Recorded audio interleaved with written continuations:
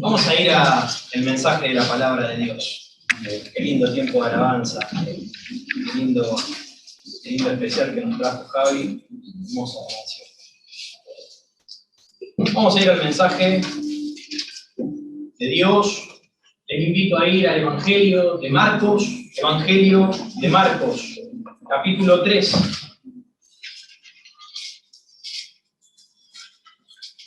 Recuerden, como bien dijo Ale anteriormente, el Evangelio de Marcos lo muestra a Jesucristo como el siervo sufriente. De esa manera lo muestra a Jesucristo, como este siervo que vino a la tierra para servir. Por eso es que constantemente lo vemos en todo el Evangelio. Marcos lo muestra como siempre, inmediatamente y rápidamente, y luego como a Jesucristo todo el tiempo involucrado y trabajando y sirviendo. De esa manera lo muestra. Por eso el versículo de Marcos 10:45 es el centro. Ese es el centro. El Señor no vino para ser servido, sino para servir, dar su vida, un rescate mucho. Así que vamos a ir a nuestro mensaje en esta mañana y vamos a estar tocando la porción del capítulo 3, del versículo 20 hasta el versículo 30. Y hubo un himno que cantamos hace un ratito, anterior al especial, ven amigo a Jesús. Qué importante, y espero que hayas escuchado lo que cantamos.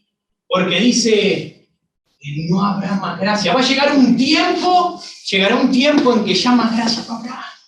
Ya no habrá tiempo. Así que este es el momento. Hoy vamos a tocar en un momento el pecado imperdonable. El pecado imperdonable, que Dios no perdona. Así que espero que el Señor hoy trate con nuestras vidas y podamos venir a los pies de Jesucristo. Nuestro título en esta mañana, espero que no se asusten por el título, pero es un Dios loco y endemoniado. Un Dios loco y endemoniado. Y nuestro tema, lo que vamos a tratar de desarrollar es, ¿qué crees? ¿Qué crees tú? ¿Qué crees respecto de la persona de Jesucristo? ¿Qué crees? Piensa, esa pregunta es de Dios para ti. ¿Qué crees respecto de mí? Te está diciendo Jesucristo en este mismo momento. Como un loco y un endemoniado, es como pensaron y apodaron al Creador de todas las cosas. De esa manera lo apodaron. Loco y endemoniado llamaron a aquel que hacía visible a los hombres todo su poder y su gloria. A aquel que sanó a un leproso que cayó a sus pies y le dijo, si quieres puedes sanarme. Y Jesús le dijo, quiero, sé limpio. A ese que le dijo, levántate, toma tu lecho y vete a tu casa. A ese que sanó a ciegos, a ese que libró a endemoniados, a ese lo llamaron loco y endemoniado. Loco y endemoniado llamaron a aquel que hablaba con total autoridad y que se maravillaban de su doctrina, se maravillaban de la enseñanza que tenía. Loco y endemoniado llamaron a aquel que los amó de tal manera que entregó su vida en la cruz del Calvario solo por gracia para salvar a la humanidad. Loco y endemoniado. Ahora, ¿cómo lo llamas tú? ¿Cómo lo llamas tú a Jesucristo? ¿Qué crees respecto de la persona de Jesucristo? Algunos lo consideran un buen hombre que habló de la moral y enseñó cosas bonitas y buenas para practicar. Muchas religiones practican lo que enseña la palabra de Dios. Muchos le consideran un profeta que fue usado por Dios, pero que no era Dios. Otros le consideran un loco que se hizo a sí mismo Dios. Un loco. ¿Quién fue Jesús? Fue un loco que se creía a sí mismo que era Dios. Otros quizás le consideren que era una herramienta del demonio para hacer grandes cosas y desviar la mente de las personas por otros caminos. O le consideras el santo de Dios. Le consideras el Dios encarnado. Le consideras el Mesías. Le consideras el que había de venir. Le consideras el gran yo soy. Le consideras el alfa y la omega, el principio y el último. ¿Cómo le consideras tú a la persona de Jesucristo? Cuando Jesucristo le hablaba a las multitudes en Juan capítulo 6, Él les hablaba palabras de vida eterna. Y en una oportunidad les dijo, ¿qué harán cuando vieren al Hijo del Hombre subir donde estaba antes? ¿Qué harán cuando me vean que yo vuelva nuevamente a los cielos? Y cuando la gente escuchaba esas palabras, muchos dicen que volvieron atrás. Muchos le abandonaron a Jesucristo. Y dijo a sus discípulos, Jesucristo le dijo, ¿queréis acaso iros también vosotros? ¿Acaso ustedes también piensan de la misma manera que estas personas en cuanto a mi persona? ¿Qué es lo que ustedes piensan de mí? Pero Pedro, Simón Pedro, en ese momento él le dijo, Señor, ¿qué diremos? Señor, tú tienes palabras de vida eterna. Señor, nosotros hemos creído y conocemos que tú eres el Cristo, el Hijo del Dios viviente. Su familia a Jesucristo lo llamó loco, lo llamó demente. Los líderes religiosos lo llamaron a Jesucristo un endemoniado. Pedro lo llamó a Jesucristo el Hijo del Dios viviente. Ahora, ¿cómo lo llamas tú al Señor Jesucristo? ¿Qué crees tú respecto de la persona de Jesucristo? Versículo 20. Y se agolpó de nuevo la gente, de modo que ellos ni aún podían comer. Podíamos observar en los pasajes anteriores a este, que Jesucristo había pasado toda la noche en oración, en la presencia de Dios, buscando el rostro de Dios. Y luego, cuando fue de mañana, subió al monte y escogió a sus 12 apóstoles. Luego de este evento, Marcos nos dice que rápidamente, verán en el versículo, y se agolpó de nuevo la gente. De nuevo la gente, rápidamente vuelven a acontecer nuevas cosas. Viene la gente otra vez a recibir a Jesucristo para recibir de Cristo lo que ellos estaban necesitando en ese momento. Algunos un milagro, algunos venían porque tenían hambre y sabían que Jesucristo podía multiplicar y alimentar. Otros quizás estaban desanimados y venían por palabras lindas y palabras de ánimos, palmadas en la espalda que le diera aliento para seguir adelante. Venían por sus cosas. Tanta eran las personas, tanto era el ministerio del Señor Jesucristo, su tiempo y su atención estaban enfocadas en servir a las necesidades, a las miserias de las personas en aquellos días. Tanto era lo que estaba enfocado en servir a las personas que aún se perdió el tiempo de la comida. Aún estaba sanando gente, sanando endemoniados, estaba levantando gente ciega, paralíticos, haciendo montones de cosas que entre todo ese ajetreo y trabajo, ni siquiera pensó junto con sus discípulos de que era necesario comer. Por lo tanto, necesitamos comprender, o por lo menos sacar una pequeñita enseñanza respecto de esto. Una pequeña enseñanza, y es que los asuntos y los negocios de Dios pueden ocupar tanto la atención de un siervo como para impedir que se ocupe de las cosas rutinarias de esta vida. Y déjenme decirles que es mucho más importante que entregues tu vida y tu tiempo al servicio de la obra de Dios, que entregues tu tiempo y tu vida en servir y atender a las cosas de este mundo. Mucho más importante, y quizás digas, pero qué exagerado que sos, fanático, y ya lo vamos a tocar. Pero, ¿saben por qué digo que mucho más importante es atender los negocios de Dios que atender las cosas de este mundo, porque recuerda que Dios te salvó con un propósito. Las cosas de este mundo van a pasar, pero las cosas eternas permanecerán. Del polvo venimos, al polvo vamos, nada trajimos, nada nos llevamos, y estamos acá, o estás en el ejército de Dios, o estás en el ejército del demonio. Y si estás en el ejército de Dios y eres salvo, tú estás acá con la mira de trabajar y servir y batallar para el Rey de Reyes. Tú estás acá, atento, preparado, para rescatar a otros que están camino a la condenación, que están presos por el diablo. Ah, no, pero tengo que ocuparme de mi trabajo.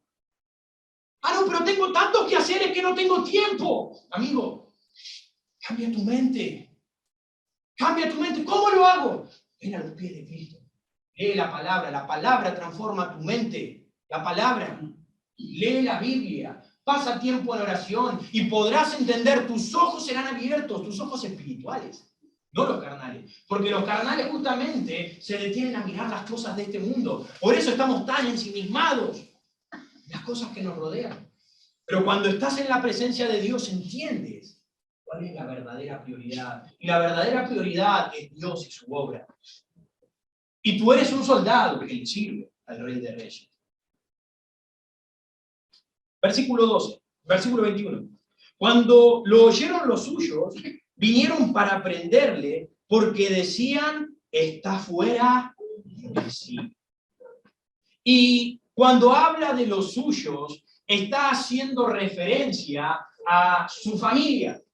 Está haciendo referencia a sus hermanos, a sus allegados. No está haciendo referencia a sus discípulos que estaban allí con ellos.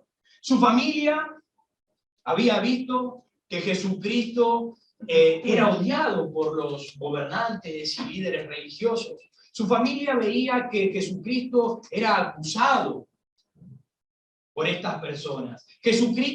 Los hermanos veían que parte de la multitud que estaba allí tampoco le quería.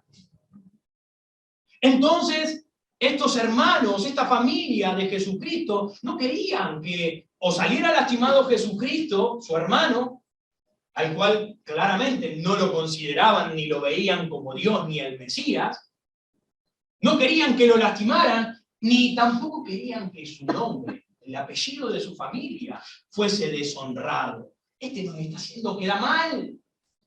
Este está haciendo que el nombre de nuestra familia sea humillado, sea avergonzado. Por lo tanto, ellos vinieron a donde estaba Jesús y le tomaron. Y este tomarle no era un tomar. No, no fue esa forma. Imagínense que había una multitud agolpada, lleno de gente, y quizás entrando, Jesús, venía acá, y tratando de tomarlo y agarrarlo y llevárselo, o meterlo dentro de la casa y atarlo, porque este está demente, este se volvió loco. Miren lo que dice el versículo 21, porque decían, está fuera de sí, este está en un trastorno mental, este cayó en un problema. A causa de la falta de alimentación, este se desequilibró. Está loco. Este se había lanzado temerariamente donde estaba toda la multitud. Se metió donde estaba toda la gente y le sacaba el demonio a uno, al otro lo levantaba, al otro le recuperaba la vista, y estaba tan metido en ese servicio entre toda la gente que no tenía tiempo ni para comer, y esto dicen, se volvió loco. Salió de sí, perdió el juicio. Pero recordemos que no era la primera vez que Jesús dejaba de comer para ocuparse de las cosas de Dios. ¿Recuerdan cuando Jesucristo en Juan capítulo 4 va en busca de la mujer samaritana?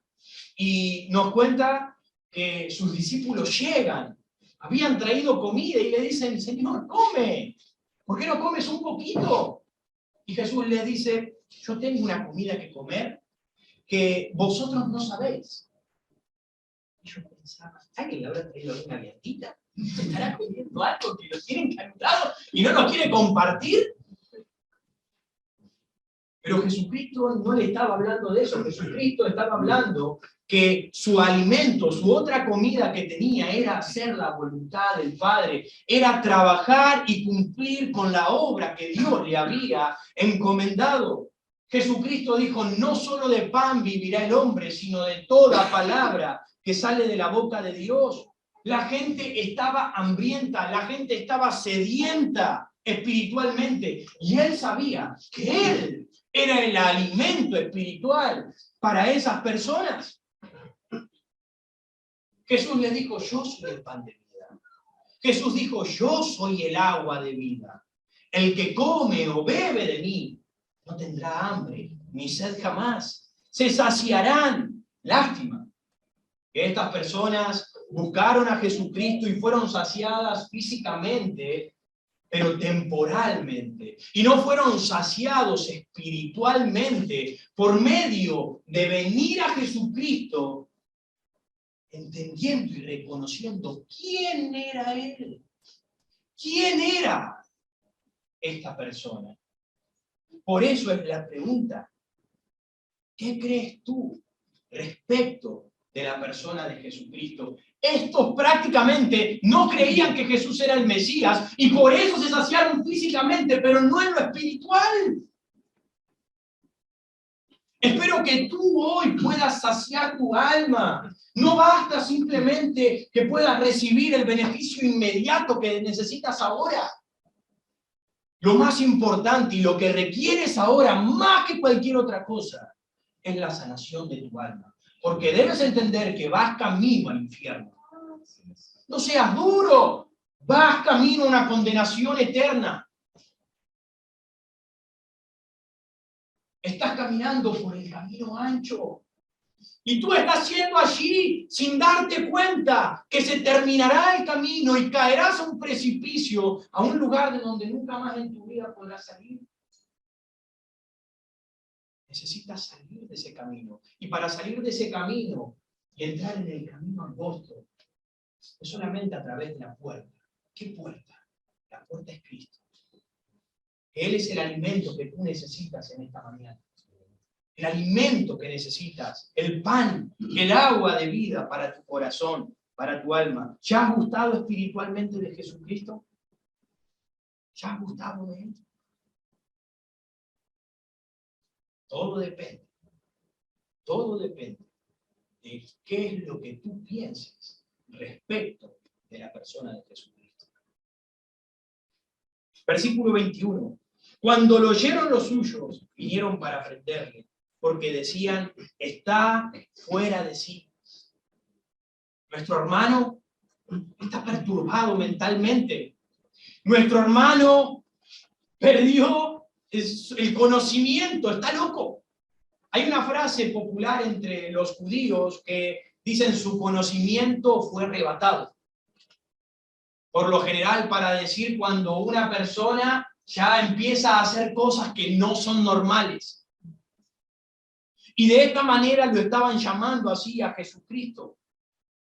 No está comiendo, está haciendo cualquier cosa. Se está convirtiendo en un fanático. Es un fanático. ¿Escuchaste esa palabra alguna vez? Más de lo común, ¿no? Es un fanático. Está haciendo locuras. El celo de Jesús a la vista de sus hermanos era totalmente incomprendido. El celo de Jesús por la obra de Dios ante los ojos de sus hermanos era totalmente incomprendido.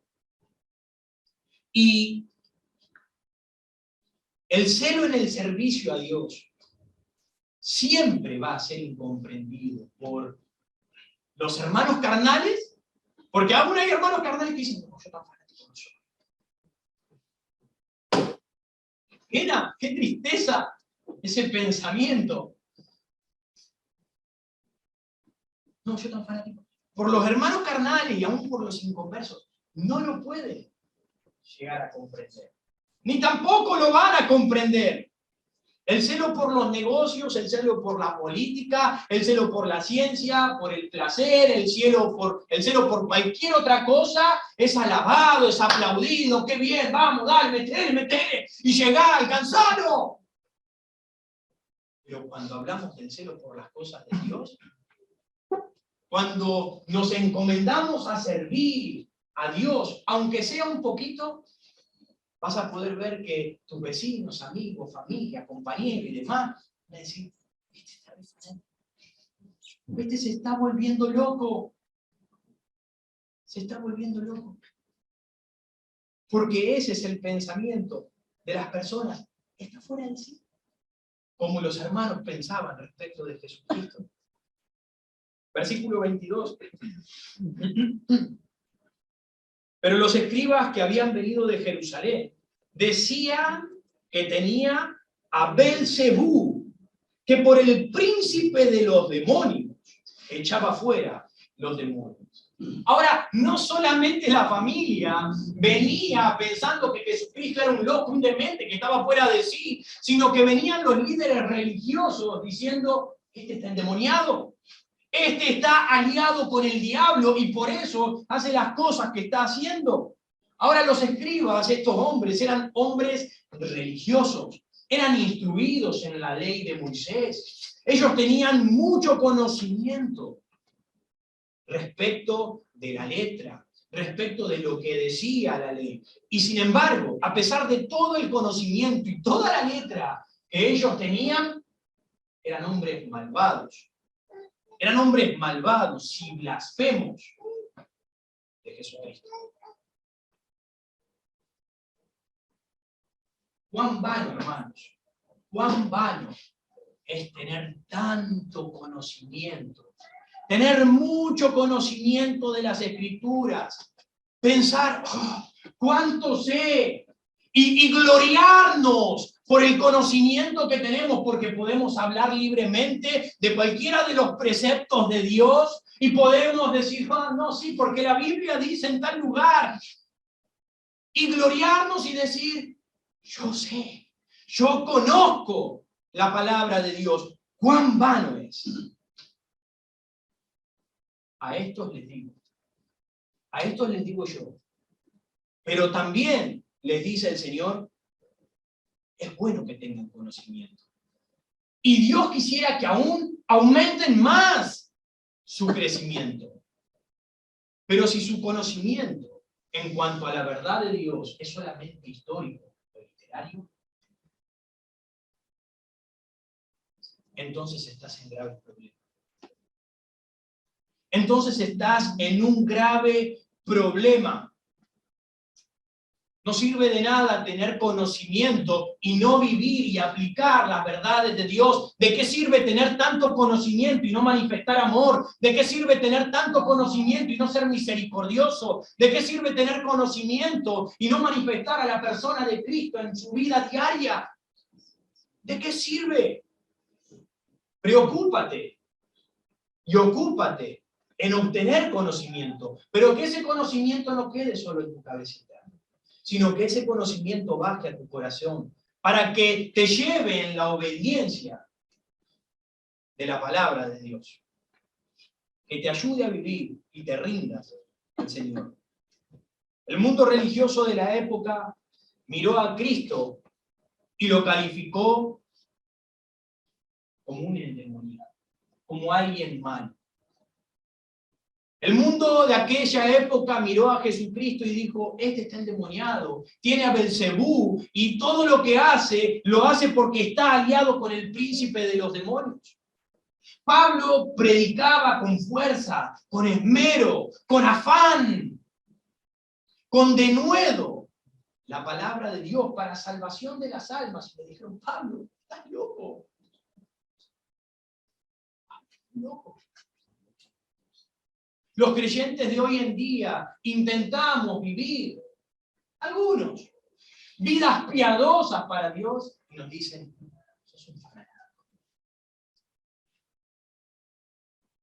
Un poco. Sos un fanático en lo que estás haciendo. Y esto no es de sorprendernos, hermanos, porque Jesucristo lo dijo. Si al padre de familia le llamaron Belcebú. ¿Cuánto más a los de su casa?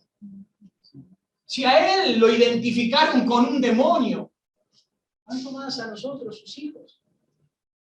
Pasaremos por lo mismo que pasó el Señor Jesucristo. Y la tendencia es común.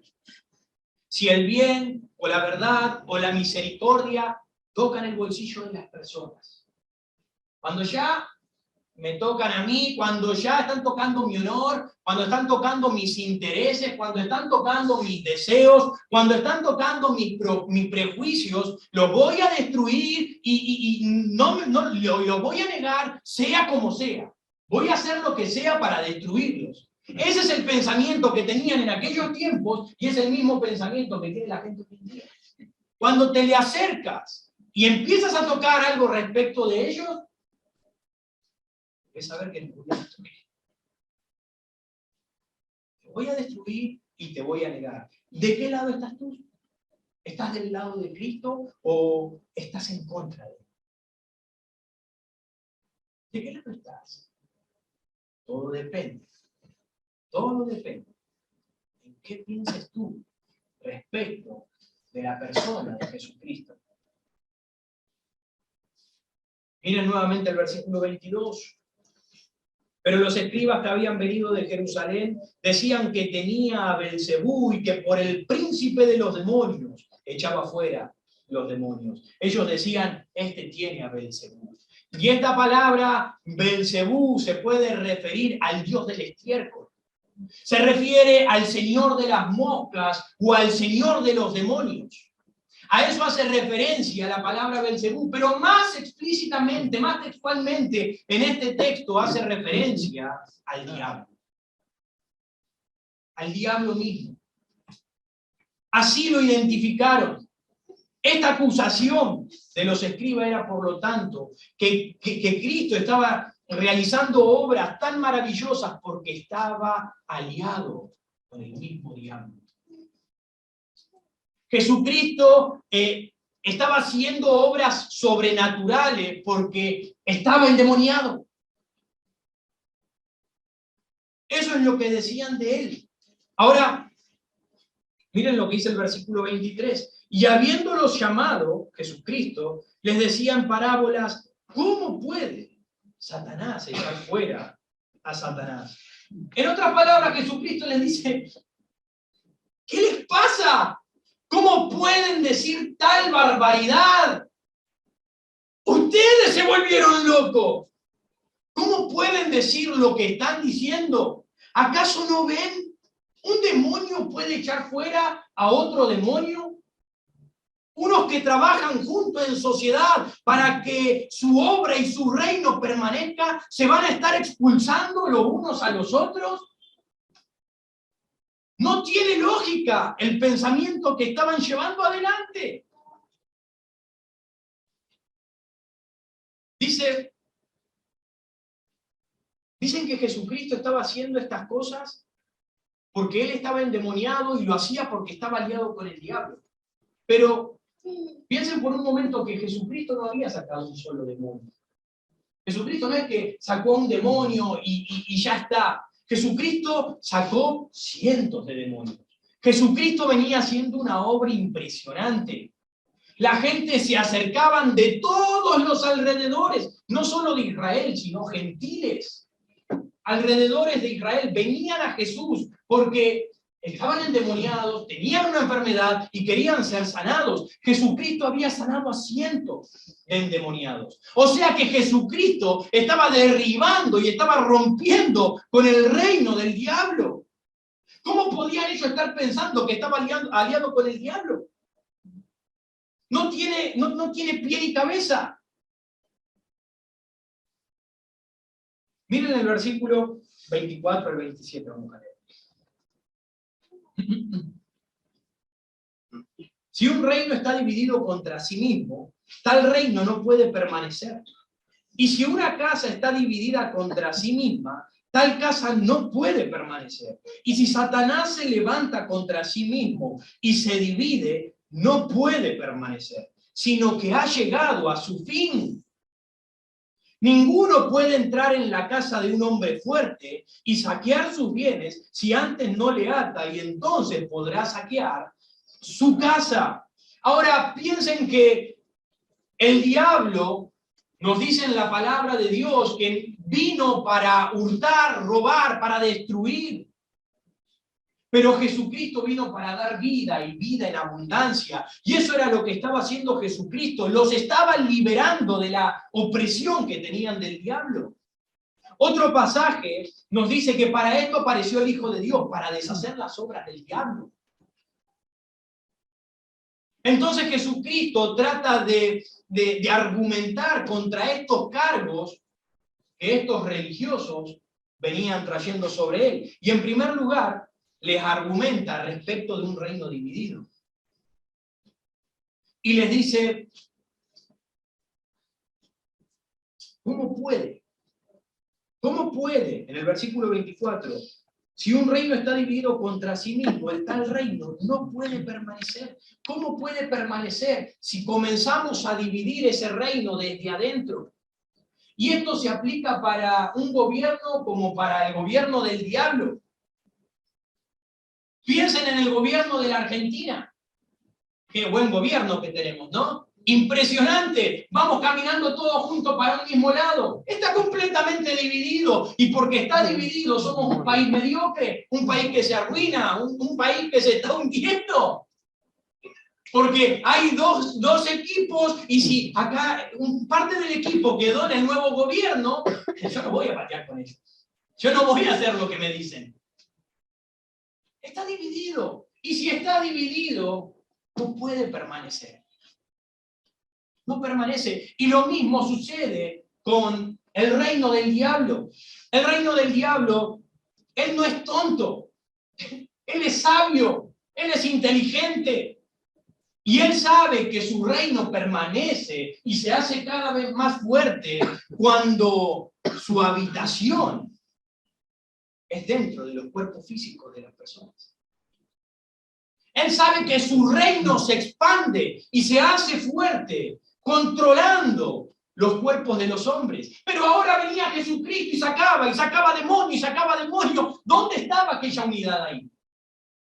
¿Dónde estaba aquella alianza? Se estaba arruinando a sí mismo. No tenía ningún sentido. Un hombre no va a quemar su póliza de seguro y luego va a prender fuego a su casa para ver si cuida a su familia. Es una locura.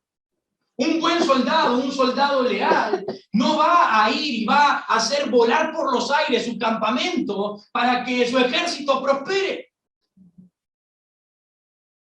El capitán de un barco no va a ir al último piso de abajo y va a hacer un agujero en el piso para que se hunda. No van a hacer esas cosas. Va en contra de la lógica. Esto mismo estaba sucediendo con Cristo y la obra del diablo. Que Cristo vino y destruyó las obras del diablo muestra que Él es enemigo del diablo y que la obra del diablo no iba a permanecer. En segundo lugar, no solo le mostró el reino dividido como argumento, sino que en segundo lugar les muestra y les aplica cuando el hombre fuerte es reducido.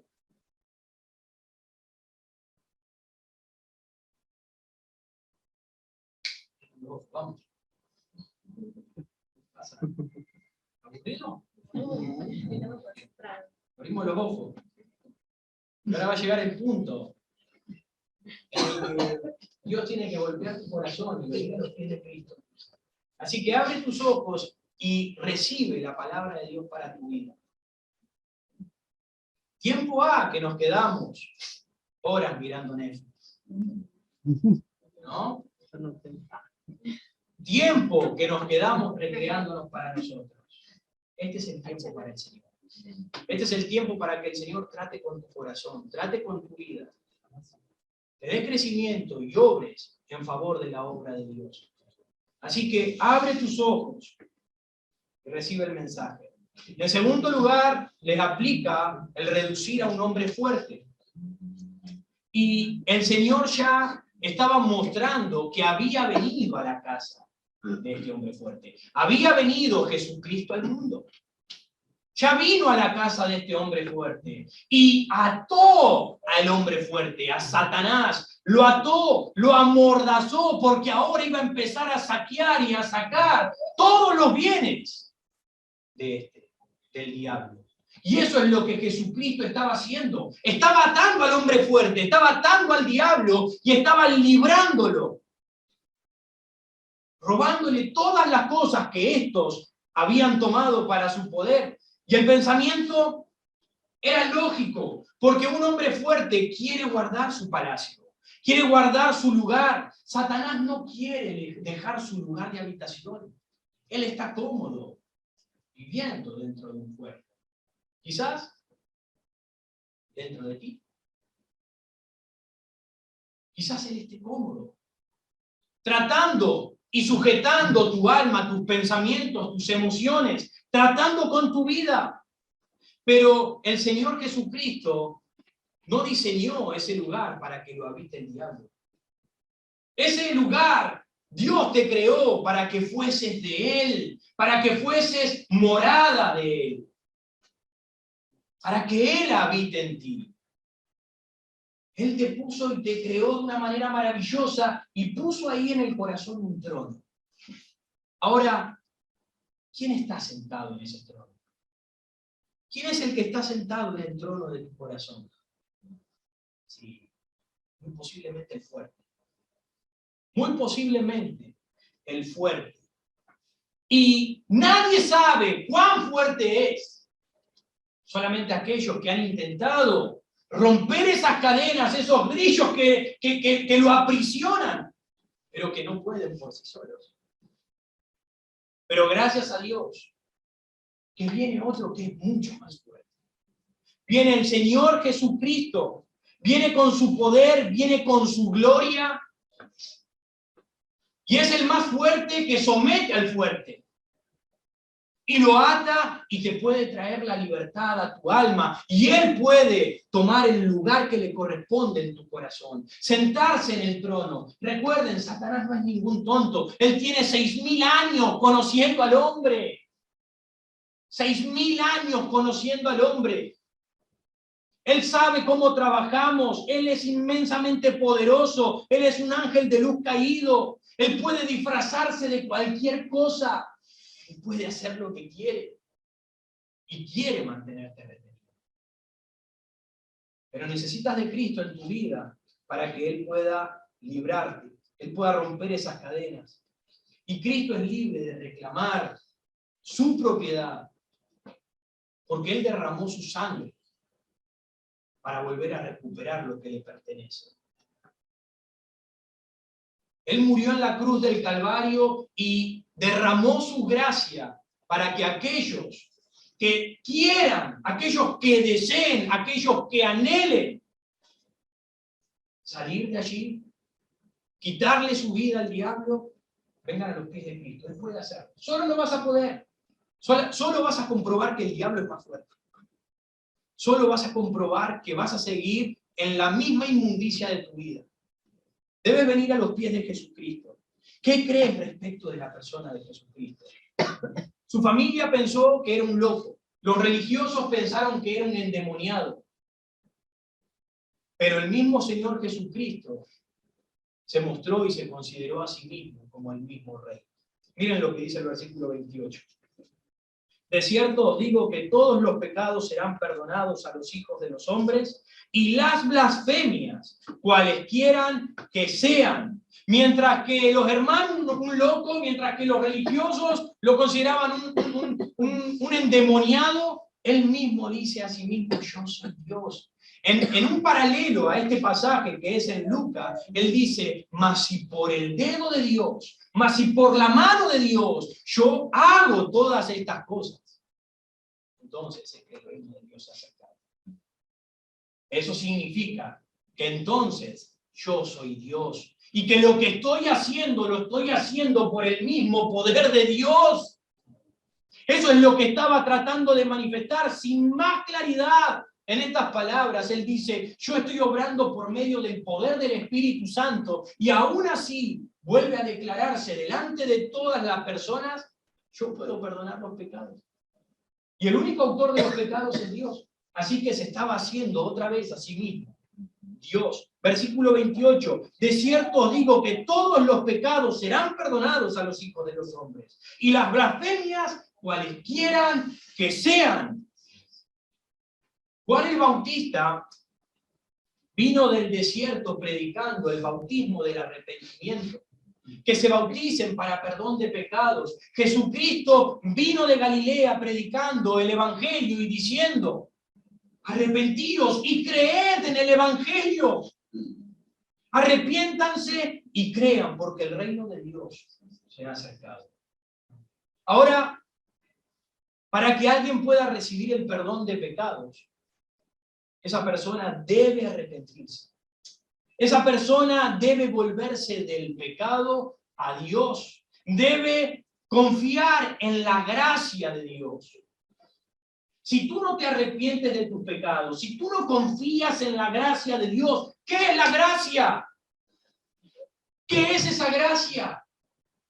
Término teológico. ¿Qué es esa gracia? Esa gracia es el amor inmerecido de Dios para ti y para mí. No merecemos ser amados por Dios, no mereces ser amado por Dios. Pero ahí está su gracia, su amor inmerecido, un regalo de Dios para ti y para mí. Si venimos en arrepentimiento y fe en su amor para con nosotros, entonces podremos ser salvos. Así que cuando Jesús dice todos los pecados serán perdonados a los hijos de los hombres, está diciendo todos los pecados. Todos los pecados. Pecados y blasfemias, dice, a los hombres, y las blasfemias cualesquieran que sean. Y eso nos habla de injurias, nos habla de insultos, nos habla de ofensas a la persona de Jesucristo. Y no digas que nunca has ofendido a Cristo, porque sí lo has hecho. O quizás hoy en día aún sigues blasfemando el nombre de Jesucristo. Sigues pensando mal de Él. Sigues rechazando la obra de Dios. Pero Jesucristo dijo, todos los pecados me serán perdonados. Todas las blasfemias que hagan contra mí, dice Jesucristo. ¡Cuánto amor! ¡Cuánto amor! Porque si alguien peca contra alguno de nosotros, ¿cuánto nos enojamos, no? Y cuán difícil es perdonarnos por un solo pecado. Pero el Señor dice, yo les perdono todo. Yo les perdono todo lo que hayan dicho y hecho. Y piensen de mí, yo se los voy a perdonar. ¿Saben por qué? Porque para Dios no hay cosa imposible que Él no pueda hacer en tu vida. No hay nada que la gracia de Cristo en la cruz del Calvario, no pueda redimir. No hay. Todo lo puede hacer Cristo en tu vida. El Señor Jesucristo perdonó al ladrón que estaba a su lado en la cruz. Era un sinvergüenza, era un ladrón, era un ventajero, se aprovechaba de la gente, le robaba a la gente lo que no le pertenecía. Pero el Señor lo perdonó. El Señor perdonó a esa ramera que vendía su propia alma solamente y no se respetaba ni siquiera a sí misma para conseguir algo de dinero. El Señor perdonó a un traidor de su nación, que era avaro como Mateo, un publicano. El Señor perdonó a Pablo, que era un asesino, un perseguidor de la iglesia de Dios. El Señor Jesucristo perdonó a un idólatra, como Naamán, el asirio. Jesucristo perdona aún a Pedro, quien lo negó, aún en su misma presencia. El Señor Jesucristo perdonó a toda una nación lleno de innumerables pecados. ¿Recuerdan la ciudad de Nínive? Todos se arrepintieron y Dios les perdonó. El Señor hubiese perdonado a la ciudad de Sodoma y Gomorra.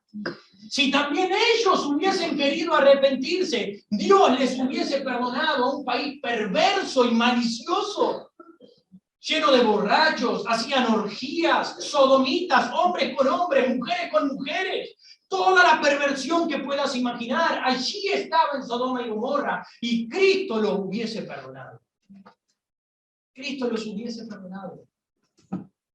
Porque no hay un pecado que pueda limitarlo al Señor para salvarlo. ¿Sabes cuál es la buena noticia? La mejor noticia que un pecador puede recibir. La mejor noticia que un pecador puede recibir no es que se ganó la lotería. Muchos queremos, aunque no jugamos los creyentes, ¿no?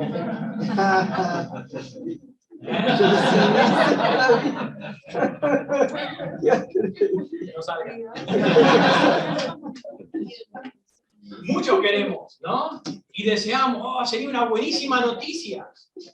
Pero la mejor noticia que puede recibir el hombre pecador es que Dios quiere y puede perdonar. Esa es la mejor noticia que uno puede recibir.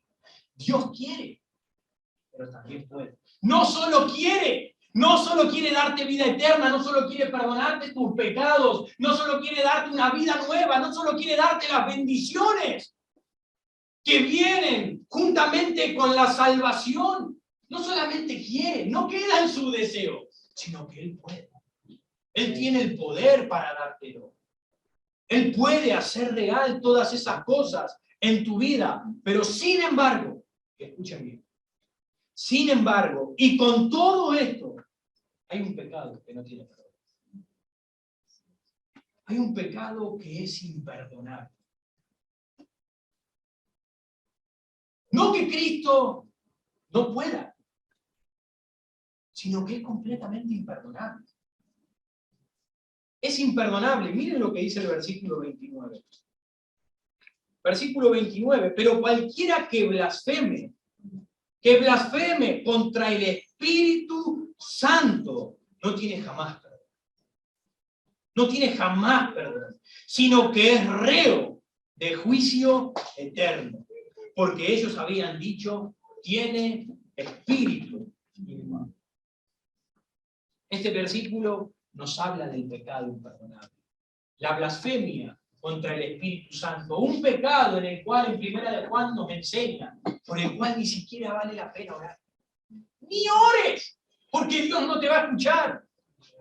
Respecto de este asunto, este pecado imperdonable por Dios, es la blasfemia. Es insultar, es maldecir, es injuriar, es ofender a la persona del Espíritu Santo. ¿Qué es esto? ¿Qué es esto? ¿Por qué? En el versículo 30 dice, porque ellos habían dicho, tiene espíritu inmundo. Marcos trata de mostrarnos y saca justamente a colación este pecado imperdonable a causa de lo que ellos estaban diciendo. ¿Cuál es ese pecado? ¿Cómo lo podemos ver claramente? Eso lo vemos justamente mostrando desde el versículo 22 al versículo 27, donde los escribas que habían venido de Jerusalén decían que tenía a Beelzebú y que por el príncipe de los demonios echaba fuera los demonios. ¿Por qué llegaron estos religiosos a decir que Jesucristo, todas las cosas que estaba haciendo, todas las maravillas que estaba haciendo, las hacía por el poder del diablo? Estas personas, estos religiosos, llegaron a decir esto, porque en Mateo, que es el otro paralelo de estos mismos pasajes, nos da un poco más de luz y nos dice que la gente estaba atónita, la gente estaba perpleja, la gente estaba boquiabierta. Cosa que está haciendo. Esto es impresionante. Tanto que las personas empezaron a decir entre ellos, ¿este no será el Mesías? ¿No será el hijo de David? ¿No será el que había de venir? según lo que dicen las profecías de las Escrituras. Y entonces cuando estos religiosos escucharon lo que las multitudes estaban diciendo respecto de Jesucristo, ahí entonces ellos dijeron, por celo, por envidia, por su propio orgullo, por querer retener su poder, su autoridad, su fama, lo que ellos eran, se negaban rotundamente a creer que todo lo que estaban haciendo, aunque era evidente, no había forma de decir que no, era evidente. Toda la gente se daba cuenta, esto tiene que ser poder de Dios. ¿Qué hombre puede hacer esto si la mano de Dios no está con él? Pero ellos no querían aceptar que Jesucristo era Dios. Y por cuanto no querían, empezaron a blasfemar contra el Santo Espíritu de Dios, diciendo eso lo hace por mano del diablo. Eso no es poder de Dios. Un predicador definió de esta manera el pecado imperdonable de la blasfemia contra el Espíritu Santo. Es un acto de resistencia. Es un acto de resistencia que menosprecia al Espíritu Santo tan gravemente uno lo resiste y lo menosprecia, que se retira para siempre con su poder de convicción para que nunca podamos ser regenerados. Ojo, que te encuentres resistiendo al Espíritu Santo. Ojo, si tú eres consciente de tu pecado, si sabes que eres un pecador y que por tus pecados mereces la condenación eterna, si tú sabes eso y sabes que solamente en Cristo tienes salvación, deja de rehusarte, deja de rehusar el poder del Espíritu Santo. Aunque no está haciendo referencia solamente a eso. No está haciendo referencia a ese tipo de resistencia. No hace referencia a eso. Está hablando de una blasfemia tan grande, una resistencia tan grande al Espíritu Santo, que el Espíritu se aparta de cada uno de nosotros. Piensen, si tú envenenas las aguas, las corrientes de agua donde por lo general tú tomas, claramente te vas a morir porque la has envenenado. Si mantienen ese veneno y tú las consumes, te vas a morir. Si tú niegas y blasfemas la esencia misma de la que brota y fluye el perdón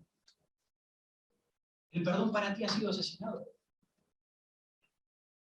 ¿Cómo puedes recibir la regeneración en tu vida? ¿Cómo puedes recibir la transformación si tú estás blasfemando contra aquel que puede hacer la obra en tu vida? Tú le estás diciendo, mal, sé tú mi bien. Rechazamos al Espíritu, rechazamos el bien y queremos lo malo en nuestra vida. ¿Saben cuál es la peor noticia que una persona puede escuchar? Y la peor noticia que una persona puede escuchar no es que tiene una enfermedad.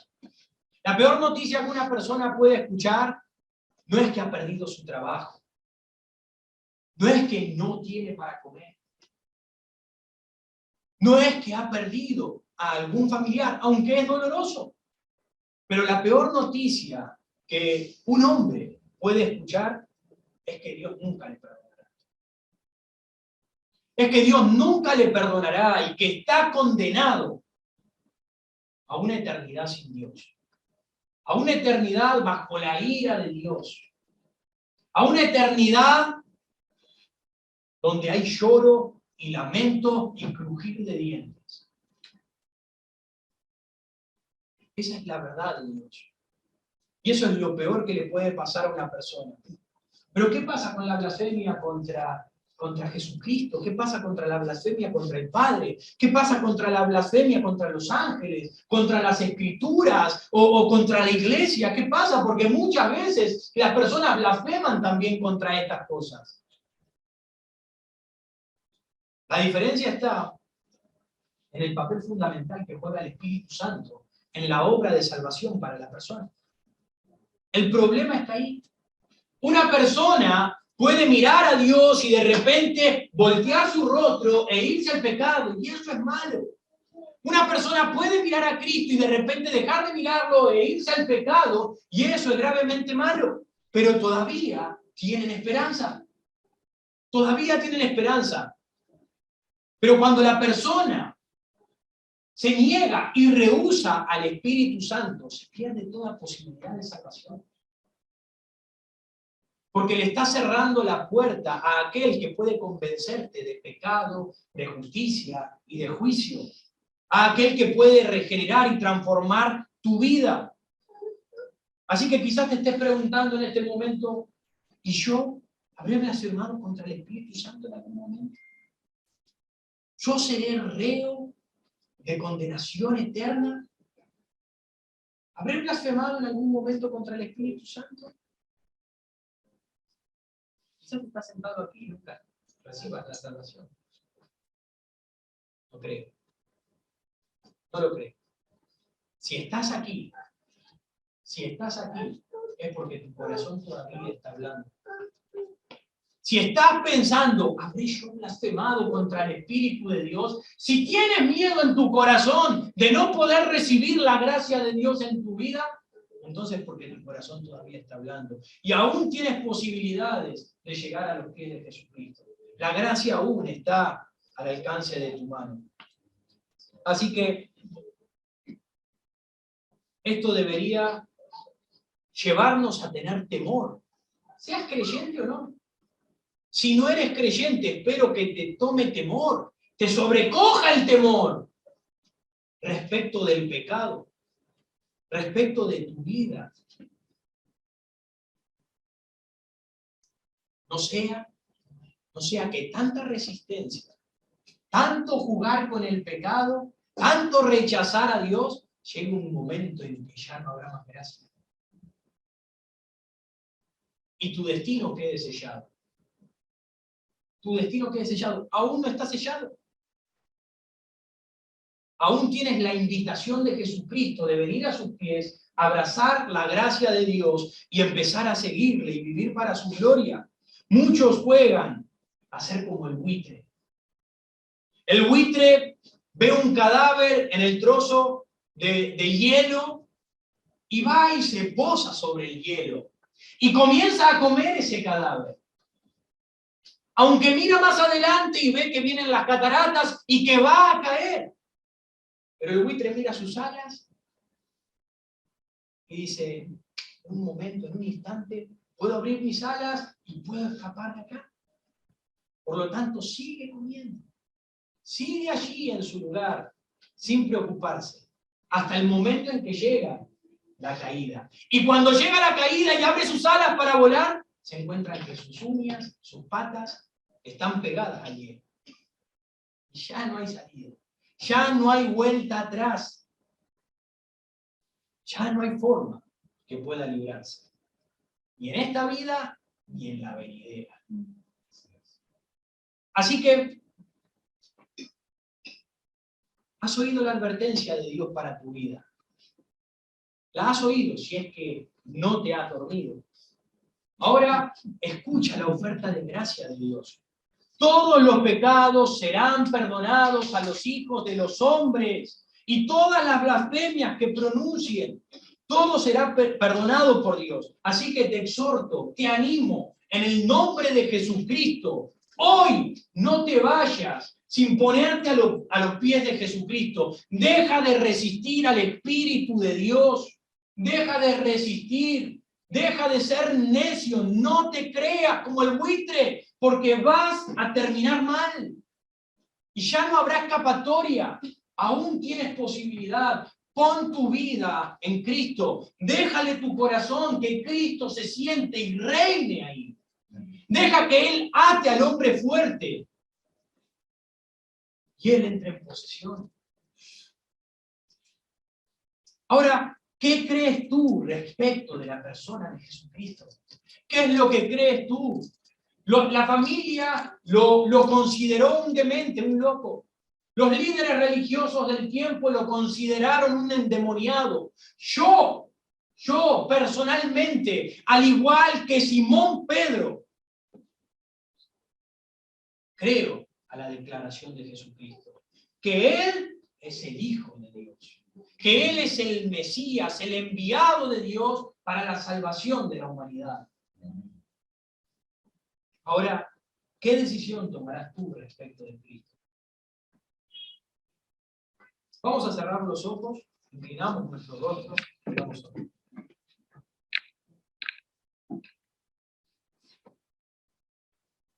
Precioso Dios, amado Padre,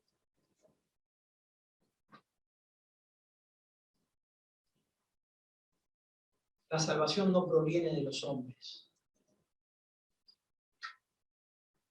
La salvación proviene de ti, Señor.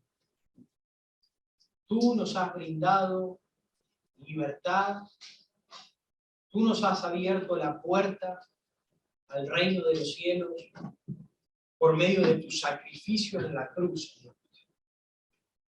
Tú no te quedaste muerto, tú no te quedaste sepultado, Señor.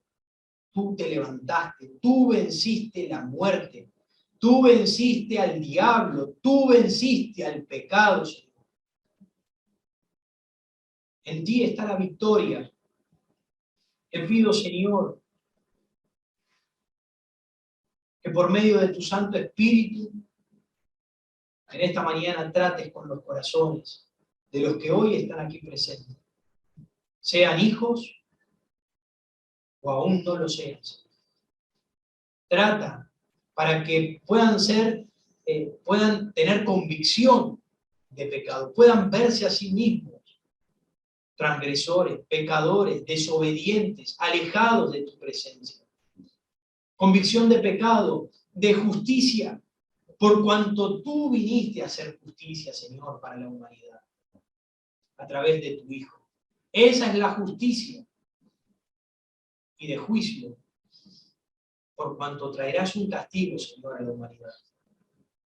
Abre los ojos, que vengan a ti en arrepentimiento y fe. Trata con ellos. Ayúdanos a nosotros, los creyentes, a tener otra consideración respecto de ti, Señor, y de tu persona. A entender quién eres verdaderamente, Señor. Apropiarnos de esa verdad y vivir bajo esa verdad. Entregarnos al servicio de tu obra, Señor.